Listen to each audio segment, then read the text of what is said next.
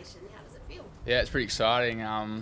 Just playing footy is pretty exciting, and to get that recognition is pretty cool. After last year not playing football, it's pretty exciting to have, but nothing really changes. Just keep going forward and look forward to playing more footy. How did you find out about it? Where were you? You were already getting ready for the game? So Nort's actually rang me in the morning and just said that's what's going to happen, and we'll find out later in the day. But just said nothing has to change in preparation for the game and keep going, and that's what I just did.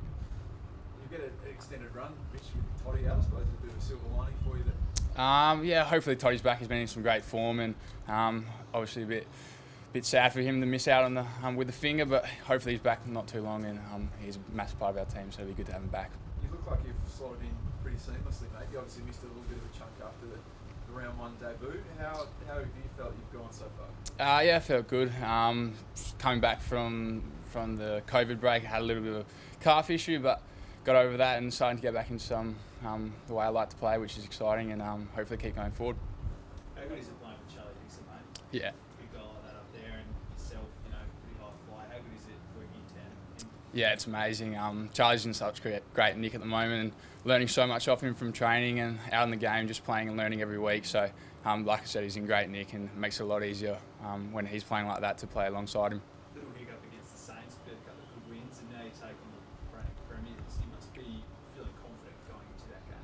Yeah, absolutely. We've been playing the footy we like to play, and looking forward to another game, massive challenge this week, which will test the boys, and hopefully we come out on top. But yeah, it'll be a good challenge for us. Do you relish that kind of challenge, going up against one of the best teams in the AFL, coming off their own premiership? Do you relish going into a big game like that? Yeah, for sure. I think this year the team's approached in that sort of way with all the challenges, and we've looked forward to taking on the new things, and this will definitely be part of it. So we look forward to doing that on the weekend. Georgie, talk us through a little bit of the last sort of 2 years for you. You've gone from missing an entire year of football to being a rising star on the nation, starring under the lights in the AFL. How's that sort of played out in your head, that just big gap?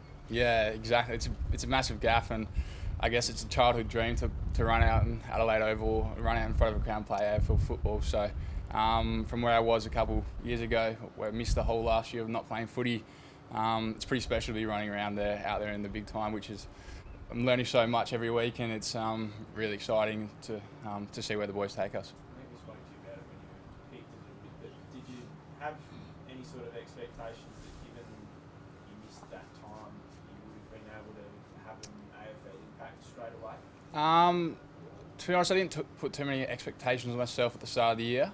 I just sort of focused on trying to play football again after having a whole year off last year. I was just excited to get back out there and play footy. And what's come along with it's been pretty amazing. So, like I said, keep learning and keep building off what I've learnt, and hopefully see where that takes us. A lot of boys speak about the step up from playing much in football to AFL. You sort of skipped to the middle and you had a year off. How's that for a step up? Yeah, definitely. Coming in over the pre-season, it's a massive step up. I think the last game of football, besides the Futures game that I played on Grand Final 2 years ago, was a school game of footy.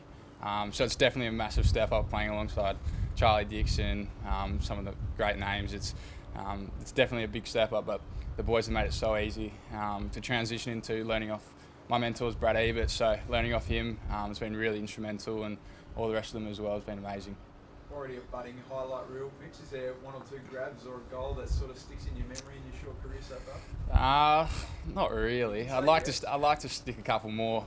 I think if I could stick a couple more, it'd be a bit nicer. But yeah, we'll see where it takes us. Hopefully. How important is that to your game? I mean, we heard before, even your sort of Hale School days, and then for Subi, which you missed obviously, but your reputation as a high leaper, high flyer came with you. How much do you enjoy that side of things? Yeah, I love it. I think it's always been a part of my game. I've grown up doing lots of athletics and stuff like that, so jumping's been part of my natural game for as long as I can remember, and it's what I love to do, and just got to try control it and use it when I'm meant to. I think a lot of coaches would say it's not the percentage of play to try and take a hanger every contest, but it seems like you could give it a bit of a Ken said, just go for it. Yeah, for sure. Ken's just been amazing with that. He's just said, play your game of football within the realms of working with people around you, whether it's Westhoff or Charlie, and working with them to get the outcome we need. Mitch, I think Boki, Ollie and Sam played pretty